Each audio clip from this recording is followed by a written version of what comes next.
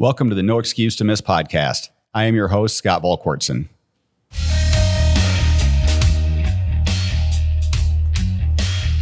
This is the No Excuse to Miss podcast. This week's guest is the executive director of the Second Amendment Foundation.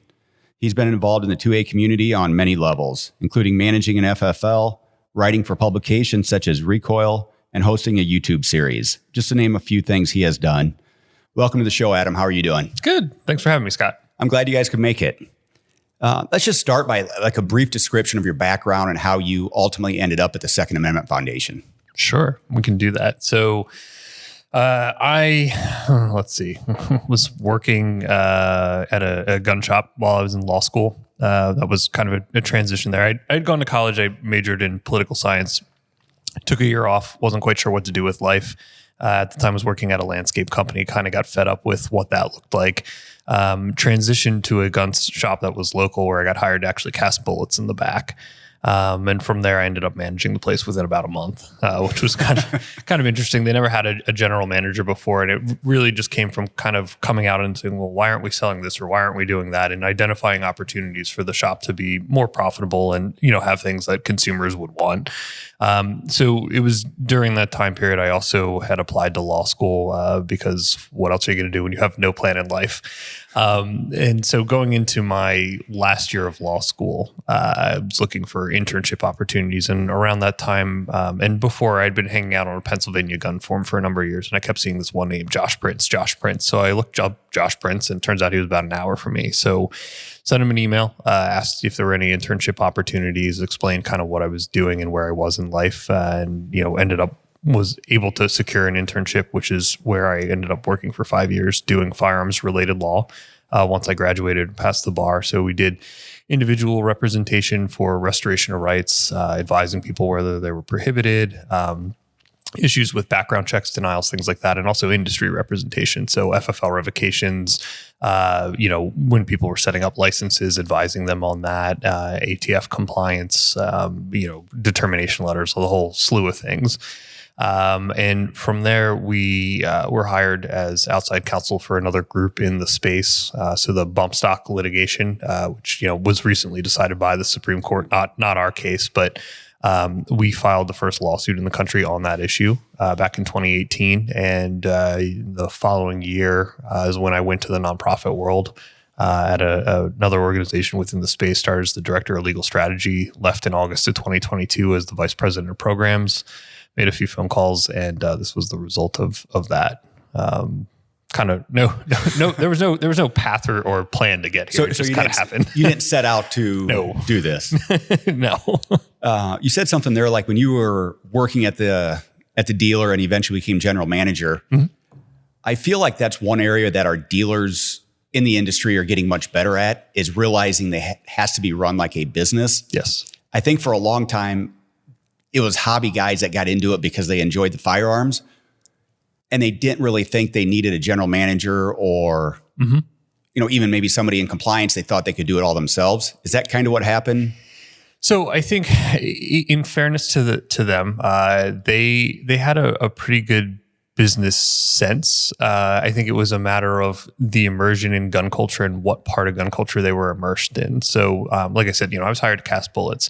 Okay. They were very big into the competitive shooting arena and particularly reloading. And so anything reloading, this was the shop to go to, still is in my area. But as far as, modern semi-automatic rifles, the different types of accessories, other things like that, new guns that aren't just what the distributors are kind of like, hey, you should check these out. Stuff like that is really where we started to expand the portfolio. We had done, one of the things we did was taught AR build classes at that time, which was something that nobody in the area was doing. And they were wildly successful. And it wasn't just how to assemble the rifle, but also the functionality of like, what does this do? How does this interact with the other systems within it? Things like that. So it was a kind of a continuation or I think around that time I was doing the YouTube stuff too. So it was education in a different facet. And that's one of the things that throughout life has been kind of whether intentionally or unintentionally, kind of important to teach people about either how it works, what it is, what it means, how it affects them, things like that. Well, and I think that becomes very evident in following you on social and reading some of your stuff, because a lot of times when we see these law cases, I read the headline and then kind of scan the article, but there's so much legal wording and documentation and I kind of get lost. But like following you, you do a very good job of breaking it down and simplifying it for the average person. So I think you're in the perfect spot with Second Amendment Foundation. So we'll kind of move towards your work there. Sure. The one thing that I see with the 2A community when I'm out doing events and different things is when people start talking about pro-rights or pro-gun rights organizations, everybody automatically, or I shouldn't say everybody, a lot of people will go to like the NRA, and they kind of assume that all the organizations are the same. Yeah. Where I've learned that the Second Amendment Foundation is doing something completely different and in a different manner. Can you kind of elaborate on what you guys do and what separates you from some of the other organizations out there? Yeah, I'd be happy to do that. So I think when people think gun rights, they think NRA, as you mentioned. And that's because NRA has held a monopoly in a number of ways, including that the mainstream media was always talking about them. So from a branding recognition, they're what comes to most people's minds. When you start to dig a little deeper, there are other groups out there, and the Second Amendment Foundation is one of them. And as you know, it's our 50th anniversary this year. And when SAF was founded, the whole idea behind it was how to elevate a case to the Supreme Court. So we're a 501c3, not a C4. So grassroots lobbying and lobbying generally are something that we just don't do because the IRS says a 501c3 can't do that, with some limited exceptions that we just don't bother with because why jeopardize it? So our work has always been concentrated on the educational component as well as the legal aspect of it and working within the court system. So early on, what we did was we worked very closely with a lot of scholars and lawyers that were well known in the space. And back in the 70s, you got to remember, like it was very small, to kind of strategize as to what are the things that we need to do, either from a research standpoint or a publication standpoint, whether it's law review articles or other areas, to start to build this foundation in order to get a case from A to B. So for the Second Amendment Foundation, our experience in the courtrooms and working with the lawyers, stems back over, at this point, 50 years. It's not that we've been suing people for 50 years, but our work has started 50 years ago in this way of trying to get from A to B on cases to the Supreme Court, and more broadly, just cases being elevated to higher level courts for better decisions. We also had started the Gun Rights Policy Conference in the 80s, which was a gathering of lawyers, scholars, activists, individuals that were leading the various state organizations as a way to really get together and coordinate efforts for advancing and defending, the Second Amendment. What's going on in your state? How are your tactics and techniques working out? What can you share with others as far as that? And then again, on the legal side, these are the strategies we're employing in these cases. You might be able to try some of these. This is things that the other side has done. And with the scholars, again, this is the type of research that we need, or these are the things that we've just recently researched, and here's the information from that. And, it'll be forthcoming in these articles, things like that. Pre-internet, obviously, where, word traveled a lot slower and you only had in-person meetings or like newsletters, or God forbid anybody picks up the phone nowadays.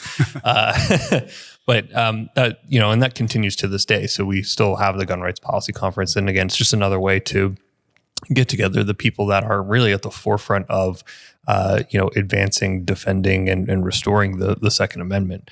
But I think really our experience in the courtroom is kind of what sets us apart. We've been involved in over 260 cases since our inception. That's either cases that we filed, cases that we were paying for where we're not actually a party to them for some reason or another, and then where we're also filing briefs in other people's cases, trying to help them win by providing the court with some information that they didn't have room to brief, because at the end of the day, it's great when it's the SAF case that gets the win, but at the end of the day, we're here to just win. So however we can assist that. So a couple questions on that. One is the Gun Policy Convention. Is that open to the public or? Mm-hmm. Yes. Yeah. So the Gun Rights Policy Conference is going to be September 27th through the 29th this year in San Diego. It is free to attend. Okay. So there is no admission fee or anything like that, and you get to spend the day listening to all these people that are at the forefront of this stuff. A lot of the lawyers litigating these cases, a lot of individuals from various state groups come. We'll use San Diego County gun owners as the example here, because they've been very good to us as well. Okay.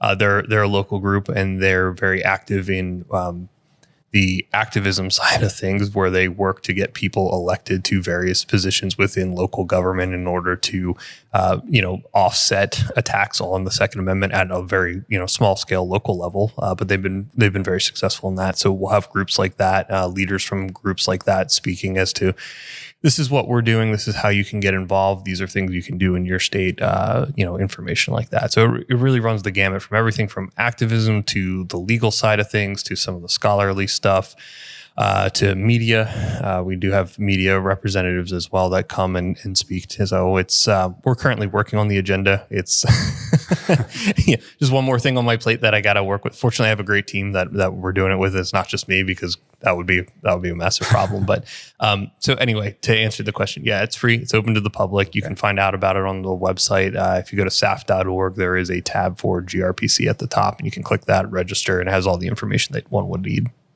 Because I think that's one thing that a lot of people struggle with is, one, how to get involved, and two, how to articulate, Second Amendment positions without getting into a heated battle. Because I think, and you guys do an excellent job with your messaging, but I think that's one of the things that sometimes is an issue is we're speaking in an echo chamber or to the people that think mostly the same way we do, which is great, but to me, it's not going to bring those people on the fringe, and it's never going to convert somebody on the other side to even look at it from a different light. Mm-hmm. So can you speak to that a little bit about how your guys' messaging is different, where, you're trying to get some of those people on the fringe to maybe look at it a little bit differently? Yeah.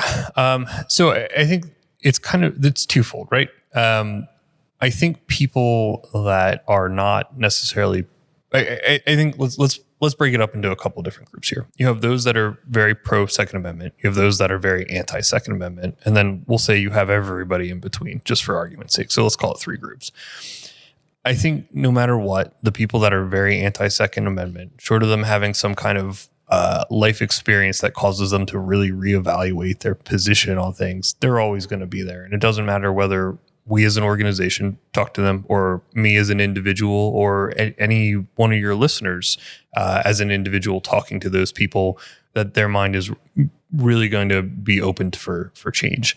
I think those people in the middle are a very different story. Now, whether or not they're receptive to the message from an organization versus an individual is, I think, a driving question here. So certainly the messaging we try to employ is a little bit of a softer tone. I think one that resonates better with people, that still drives home the point that we are tenacious in what we do, but maybe isn't so jarring that somebody who isn't like, yes, I'm 100% pro Second Amendment, isn't immediately put off by it either, or they think that you're a bunch of loonies or anything like that. But I think where the real progress comes from on that is actually the individual touch, and not really coming from an organization.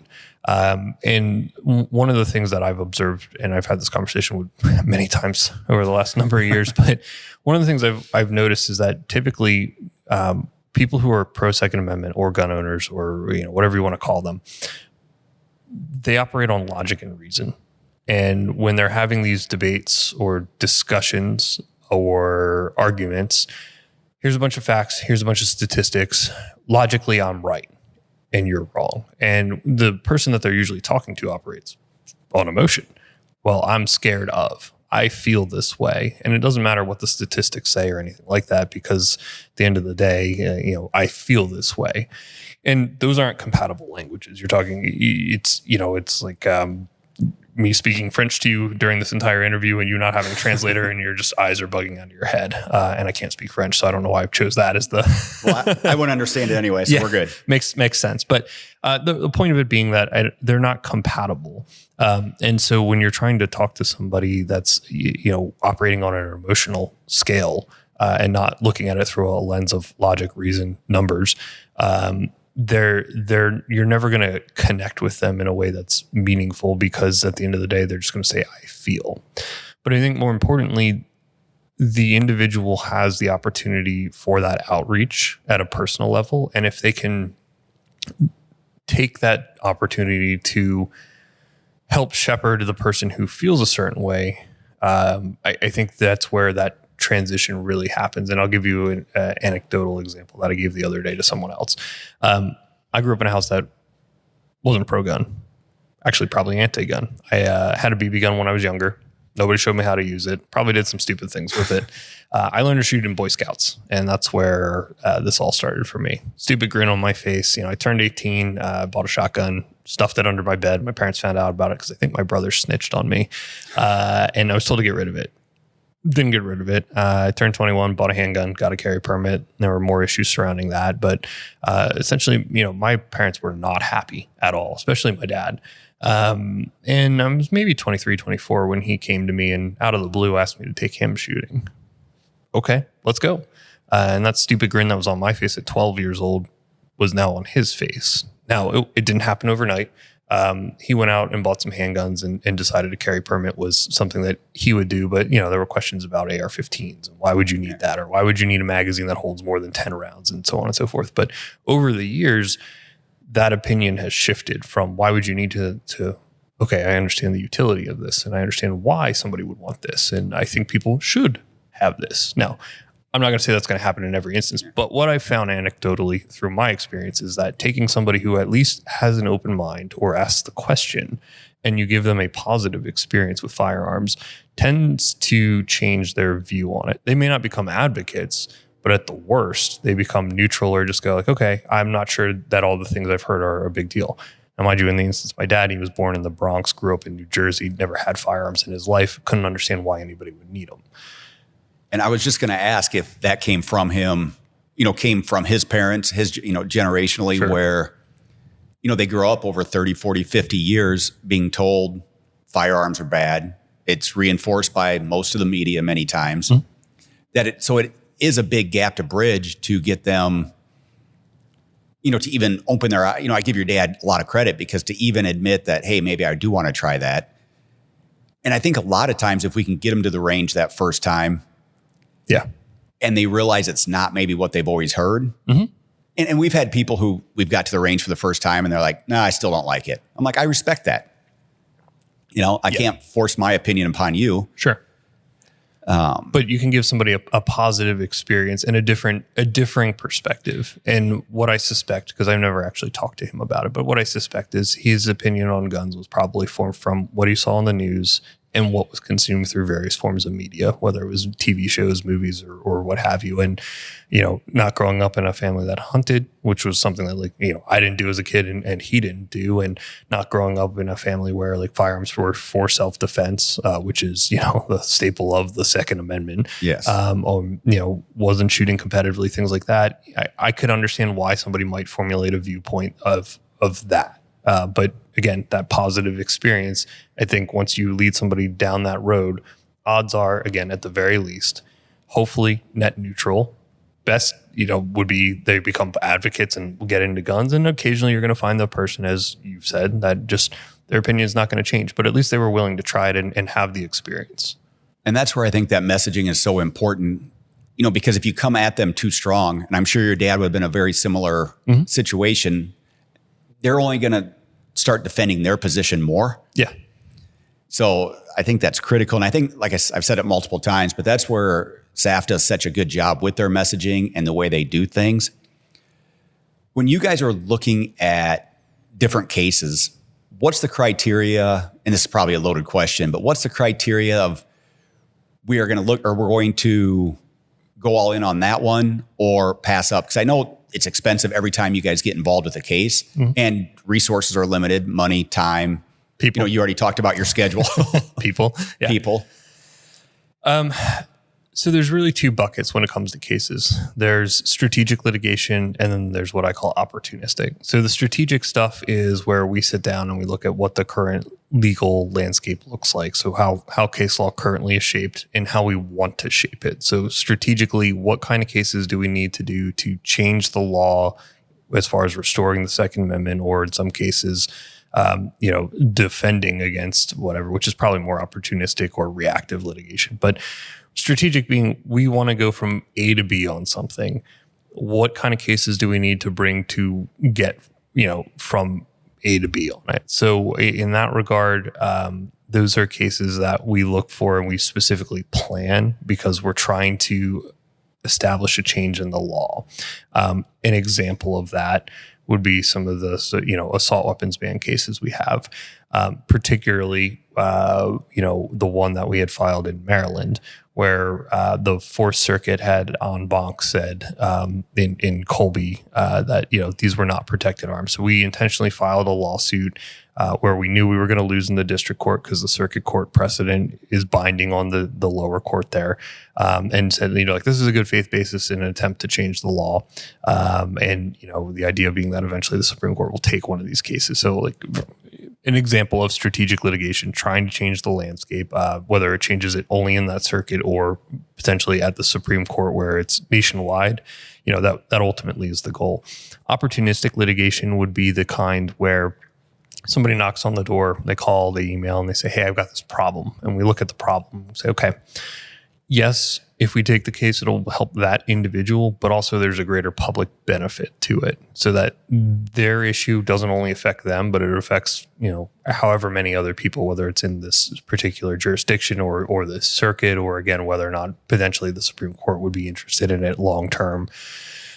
So that's kind of the criteria for that. Not you have a problem and it's unfortunate and it's tough telling people, sorry, we can't help you, because everybody wants help and some people need help, but you can't just take everything. You got to look at it from what can we do that's going to have the greatest public benefit.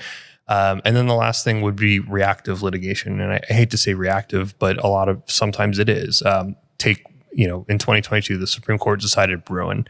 New York, a couple months or in anticipation of Bruin, gets ready and passes a law that says, okay, we're going to ban carry in all these places. Well, that wasn't on our strategic plan. It wasn't somebody knocking on our door saying, hey, I've got this problem. It was a state going, you know what, we're just going to continue to infringe on your right in a new way now that we actually have to give people permits. So that's another type of litigation that we'll look at and say okay, yeah, we got to do it. And of course, there's a massive public benefit in that one because you're talking about the entire landmass of the state and tens of thousands of people affected by it. So can you explain a little bit what the Bruin decision was? Sure. Part of that is, I think for me, we live in a bubble where sometimes we'll just assume that everybody knows what the Bruin decision is. But I know we have people that listen to the podcast that they may not even be completely firearms people. Mm.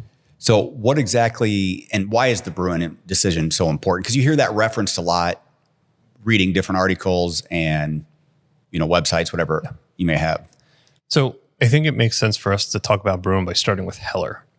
And we'll give a quick kind of historical basis for this. So when we're talking about Second Amendment case law, there are some cases that did exist prior to Heller, but really the world kind of began in Second Amendment jurisprudence in 2008 with the Heller decision. And what Heller said was that, number one, it is an individual right untethered to malicious service. Number two, you have a right to keep arms within the home. It also does talk about bearing arms in public. And if you read the decision and take it at its face value, it says that that's a protected right by the Second Amendment as well. And then lastly, it says this is the test that the courts need to apply when Second Amendment challenges are brought before them. That's the text of the Second Amendment as informed by the nation's history and tradition. The day Heller was decided, the Second Amendment Foundation filed a lawsuit called McDonald v. City of Chicago. 2 years later, the Supreme Court decided that one. And that one incorporated the Second Amendment against the states via the Due Process Clause of the 14th Amendment. It also reiterates some of the things that were said in Heller. But what does that ultimately mean? That's why we can sue various states, local governments, cities, etc. Before that, it was only as applied to the federal government. You get the Supreme Court talking about electronic arms in Catano in 2016. All we really need to take away from that is that it essentially is that arms that weren't in existence at the time of the founding are protected by the Second Amendment. And then we get to Bruin in 2022. Now, Bruin was a big case for a couple of reasons. Number one, it really does talk in depth about bearing arms outside the home. So while Heller did discuss bearing arms, Bruin really, that's all it was about, was bearing arms.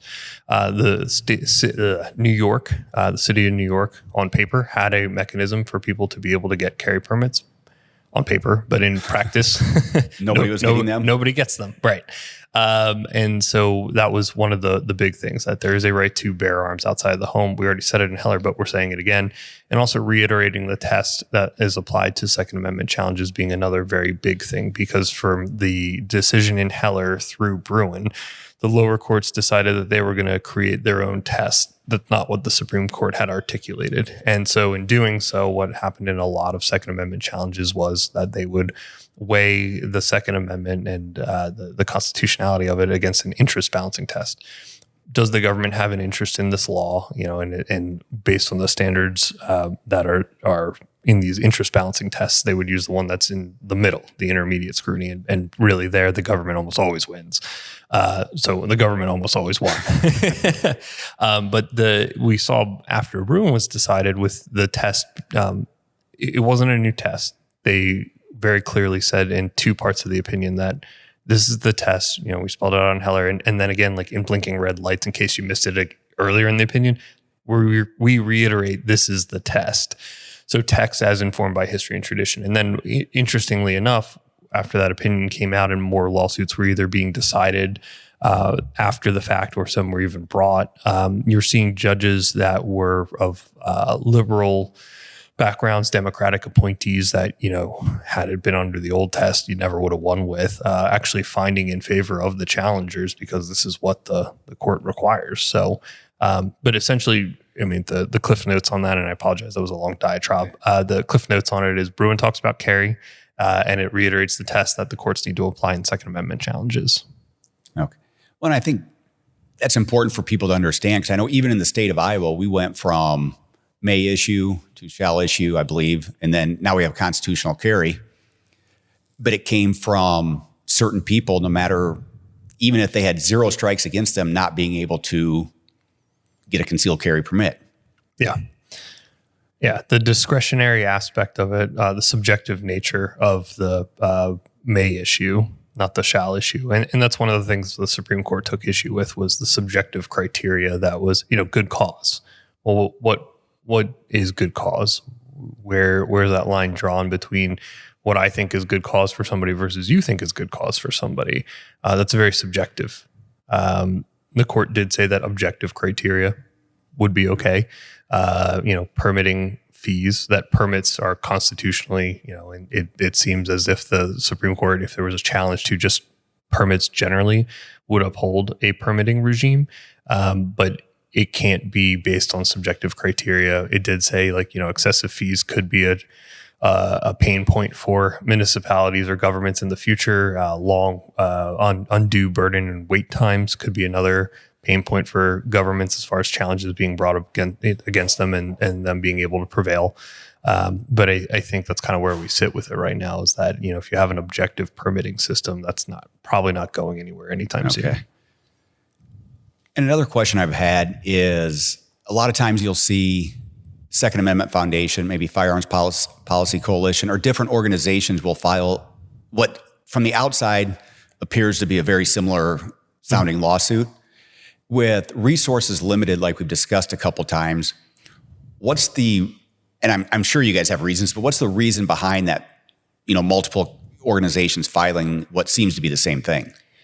So it depends. We at the Second Amendment Foundation do pride ourselves on working with others and working well with others. Sometimes there's disagreement as to strategy. It happens. Sometimes there is also disagreement as to the venue to file the lawsuit in.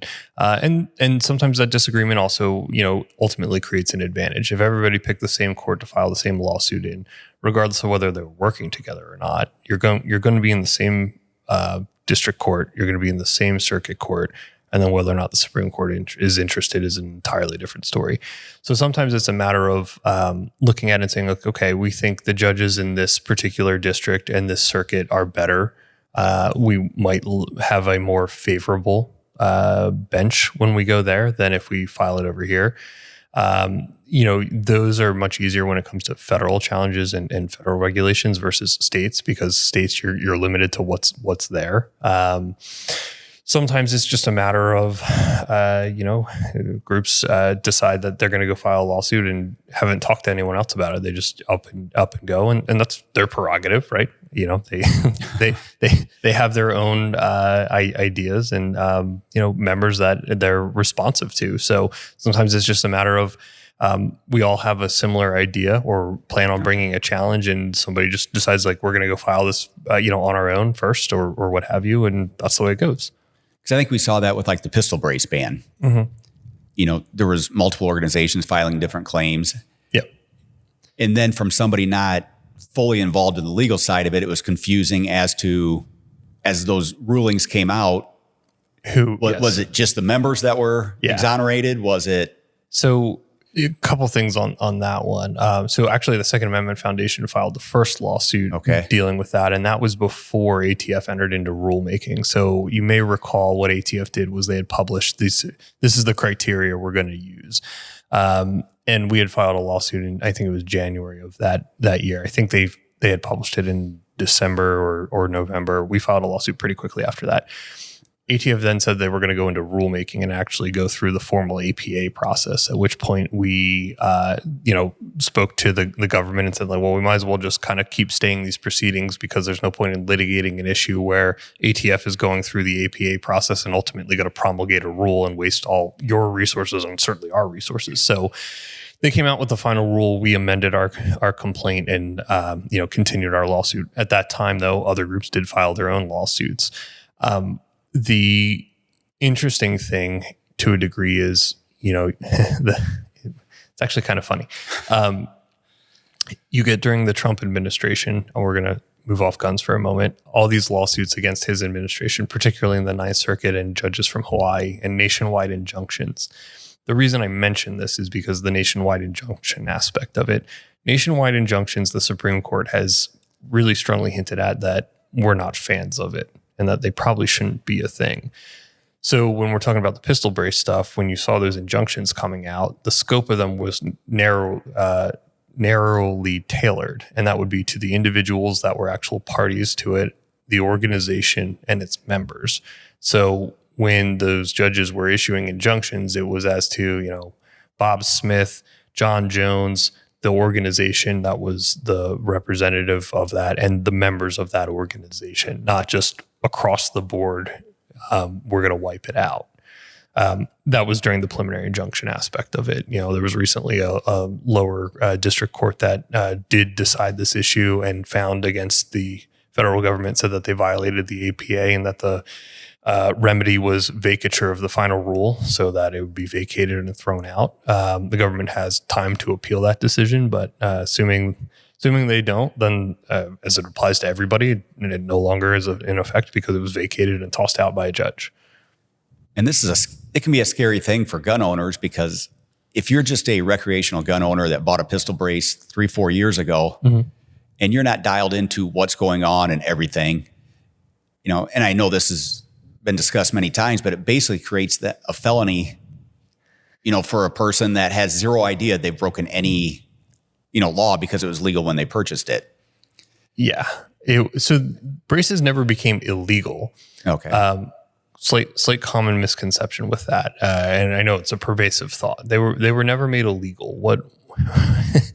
They never changed the status of the firearm, technically. What ATF did was said, here's a bunch of criteria that you need to sort through to figure out whether or not we are going to say that this is a short barrel rifle regulated by the National Firearms Act and not a pistol. And their criteria was things that, if it has a magnified optic on it, and if it weighs over a certain amount, and, all these other things that were never part of what ATF even considered or looked at when it originally looked at the first prototype brace and said, like, yes, this is an accessory. No, it doesn't change the classification of the firearm, and you can attach it to that. It was once people started using them in manners that maybe were not what the designer intended, that ATF started thinking, okay, well, there's a problem. And then that resulted in determination letters or guidance letters being issued that would become public right around SHOT Show and cause all this industry drama.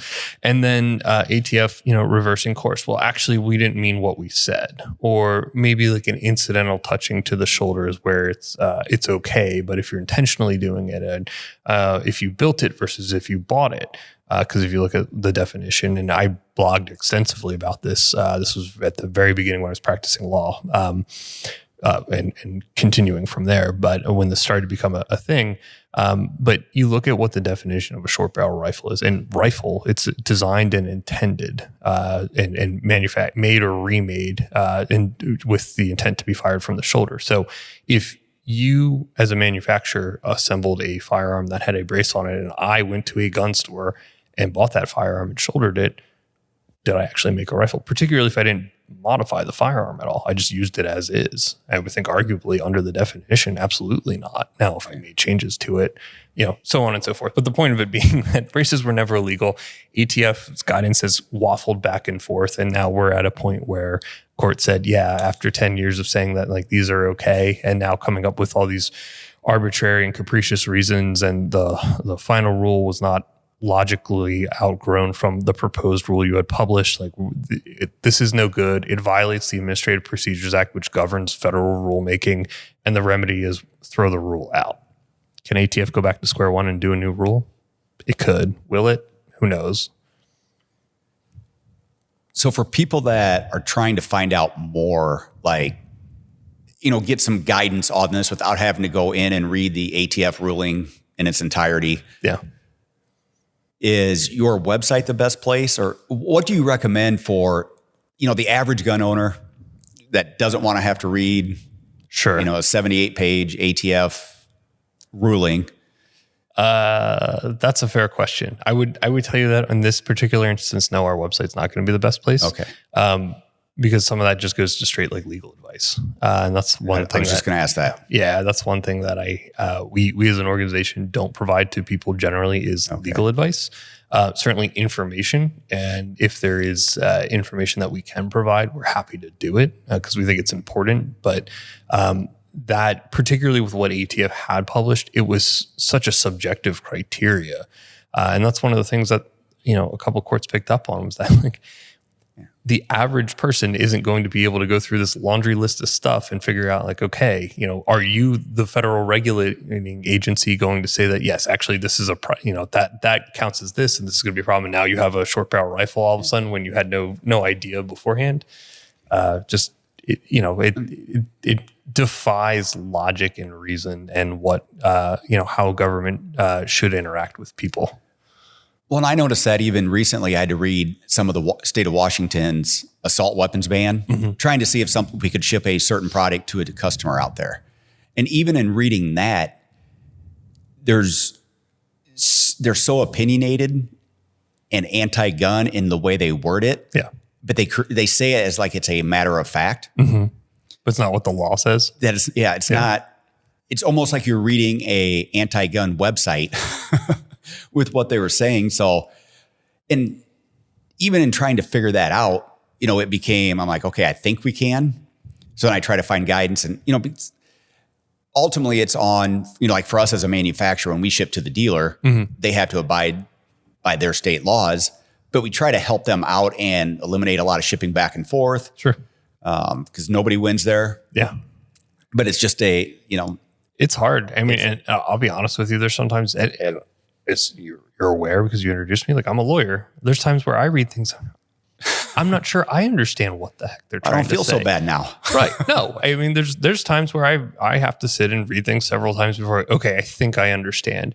And the worst is when it's, well, see this section over here as defined by this section. And the next thing you know, you're looking up like 18 different sections of law because they're pulling things and just basically incorporating it into the new thing they wrote. And you're like, all right, well, I hope I have all the pieces of this puzzle to get the full picture. Was it the frame ruling where they started doing the point system?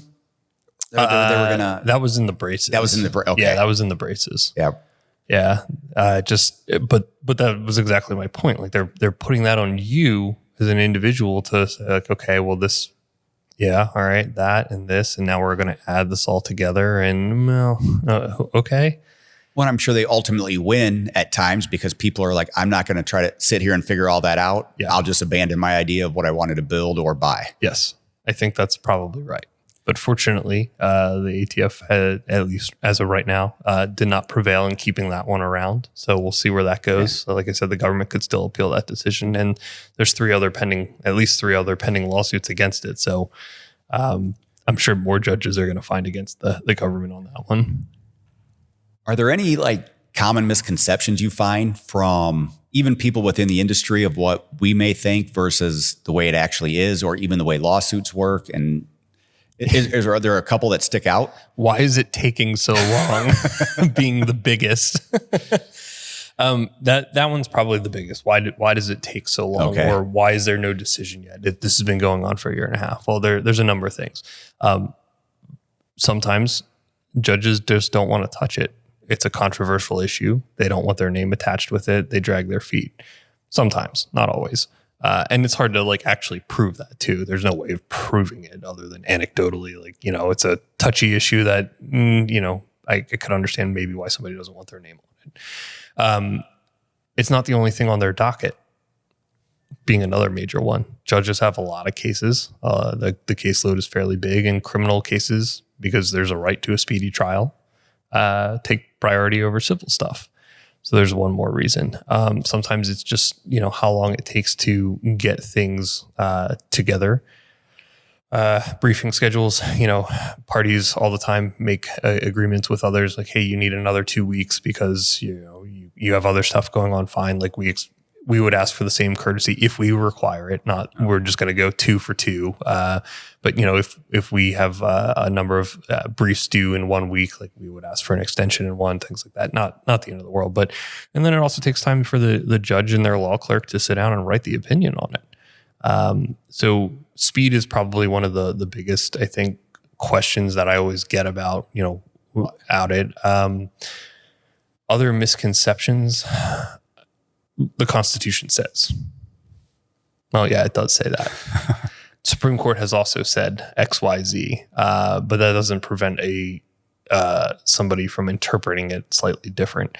And this is really where it does become problematic. And I think, in the context of elections, I've said a couple times that if we have 4 more years of a presidency that is not supportive of the Second Amendment, whether or not the Supreme Court composition changes doesn't really matter because it's still problematic. If you look at how many judges Trump appointed and how many judges Biden's appointed in his term, they're about equal, all things considered. Okay. There's like about 600 district court judges. So the federal trial courts, about 600. I think they've each appointed about 200.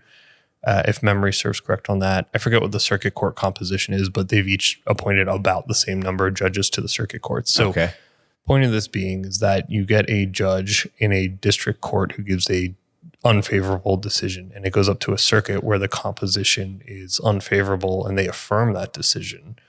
Supreme Court doesn't have to take a case, as we well know, because we've for many years, there's been lots of cert petitions of cases that could have been, good ones that the Supreme Court hasn't taken. So if that's the case, then that becomes the law of the circuit. And that affects all of the people that are within the states that are comprised of that circuit. Ninth Circuit being like the biggest one. I think there's 8 or 9 states. I can't remember exactly off the top of my head. But, so when the Ninth Circuit makes a bad decision, all of the states that are under the Ninth Circuit, whether they're red or blue states, are bound by that law. So if you're currently red state, trends purple and then blue and passes a law that was upheld from, let's say, California, all of a sudden, like that becomes a problem for you unless the Supreme Court steps in or there's another challenge brought where the court, the circuit court hears it en banc and says like, okay, actually we're going to overturn that prior decision. And the only way that would really happen is if the composition changed. So I think that's an important point to kind of make, is that yes, the Supreme Court, absolutely important, no question, but the lower court composition, if it stops at the circuit court. And I assume that lower court is much easier for the president to appoint. Supreme Court, obviously there's the hearings and. Well, there's hearings for all of them, but they're, I would say, less controversial, certainly not nearly as much covered by the media. A point that was made the other last week that I was unaware of because I just wasn't paying attention, but I think Biden did have about 9 judicial candidates that were not favorable towards firearms that actually the Senate did not confirm about a week ago. So, it doesn't mean that they're always going to get confirmed. It's up to the Senate to do it. The president gets to pick them, but more often than not, they find their way through the committee and onto the bench. Interesting, yeah. Because like you said, the Supreme Court gets all the publicity and I think we overlook and forget about all the other judges they appoint. Yeah. And I think the other thing that people also forget about is we're always dealing with 2 bodies of law. We're dealing with federal and state law.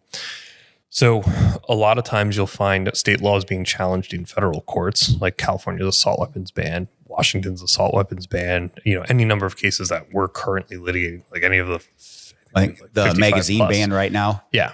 In California. Yeah. So those are all being challenged in federal court, not state court. But I think what people don't necessarily think about is that sometimes state court might not be a bad place to challenge certain things. The federal constitution sets the floor of what the right protects. And its state constitutions can provide greater protections than what the federal one does.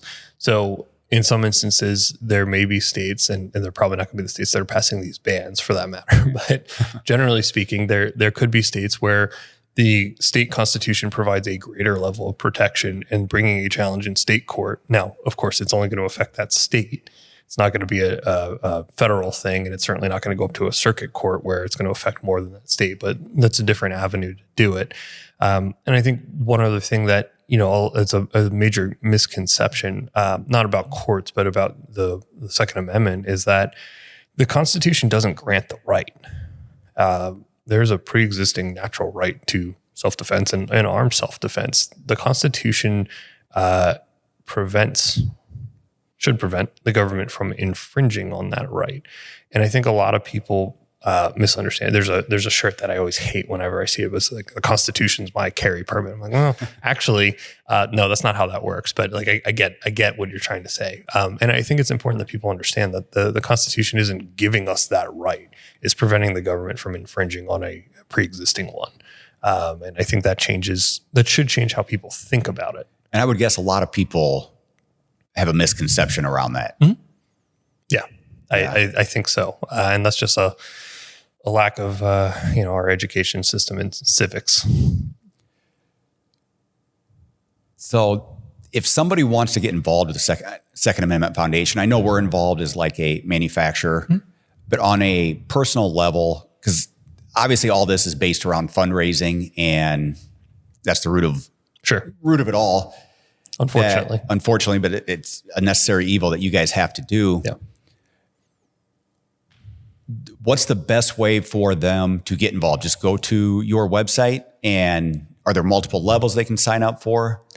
Yeah. So if they go to the website, saf.org, there's either a join or a donate tab. So you don't have to become a member. If you want to just kick us a couple of bucks because you're like, hey, you know what? I like your mission, but I don't want to be a member today.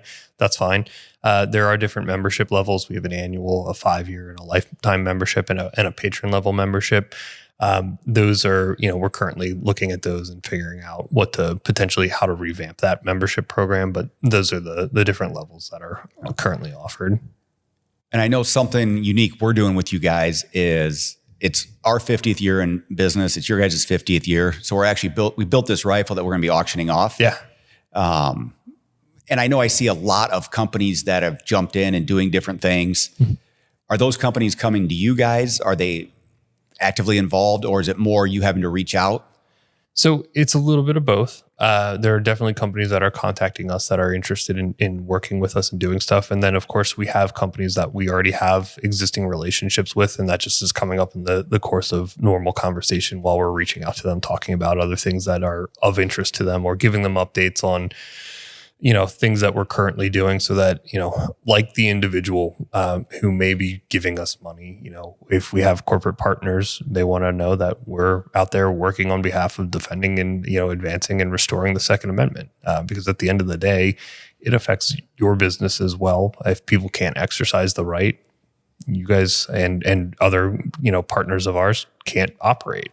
And that's a question we get a lot of times because we specialize in rimfires or 22s. Mm-hmm. People who may not know better will say, well, that doesn't affect you guys. Why do you care? And, obviously we care just from the fundamental side of it. Yeah. But I don't think people even realize that even though we're just building 22s, there's many states that can, because they have a threaded barrel, and semi-auto, they're considered an assault weapon. Yes. And people are like, but it's a 22. I'm like, well, I know this. Yeah. And I think that's where like the education side of it is just so important. As we wrap up here, is there one thing that you want our listeners to understand about either the Second Amendment Foundation or even just, I think what you pointed out on the Second Amendment earlier or the Constitution is a huge point. Is there anything that I missed? I'm not sure that there's anything you missed, but I think the education, I would like to harp on that for a moment. So as I think I said earlier in the podcast, we really have the organization has two parts of its mission. One is education, and the other is legal action. The educational component is something that we're actively looking at, building out more functionality there. I think generally speaking, when we look at the space and all the nonprofits that are in the space, there's a fairly big hole in the education component.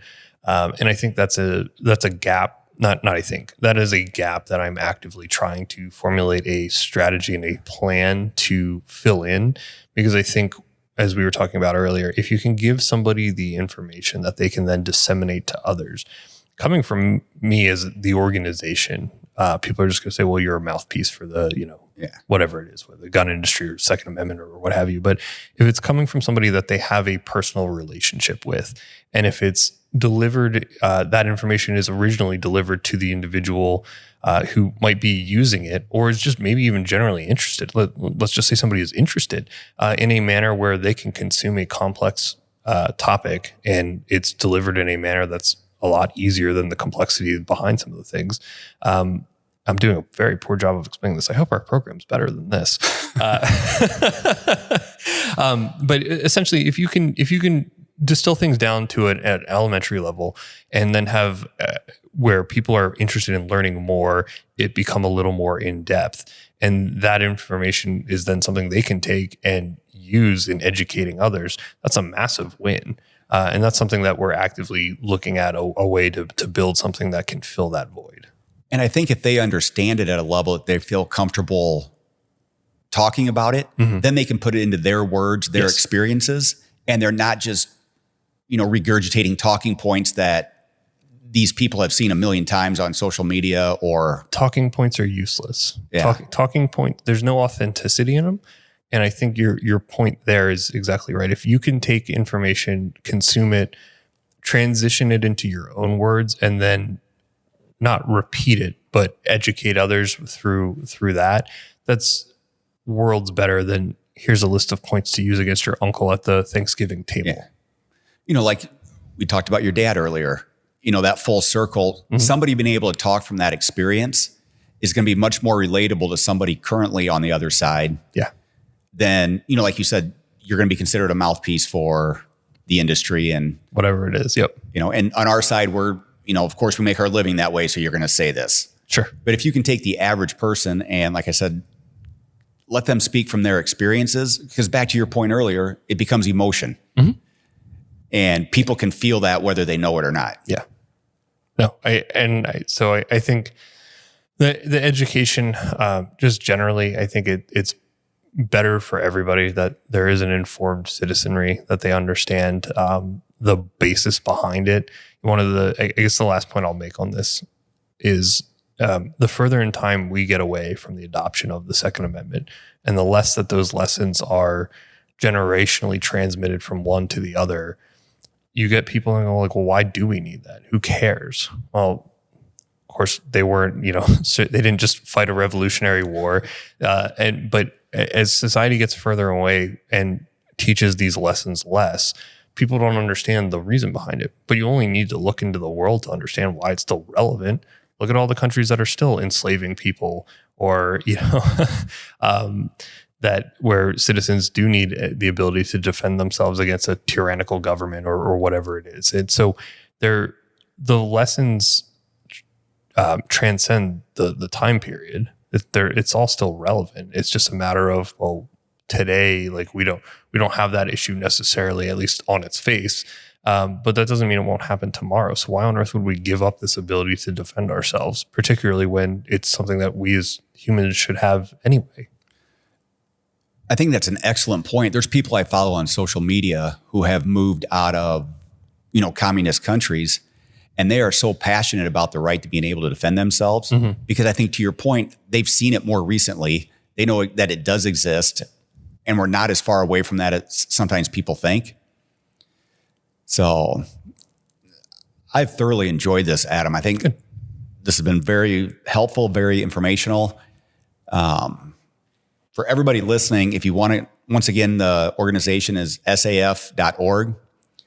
And I know I gain a ton of value following you on X. What is your account there? I think I like the way you distill things down. Well, when I do that, it's at the Adam Kraut. Okay. Yeah. We'll add that to the show notes. And for everybody listening, if you want to get involved, they're a phenomenal organization. We've been working with them for a couple years, and your money's being put to good use with their resources. Thank you, Adam. Yeah, thanks for having me. Thank you for listening. And if you ever have any questions or suggestions, hit us up at podcast@volquartsen.com.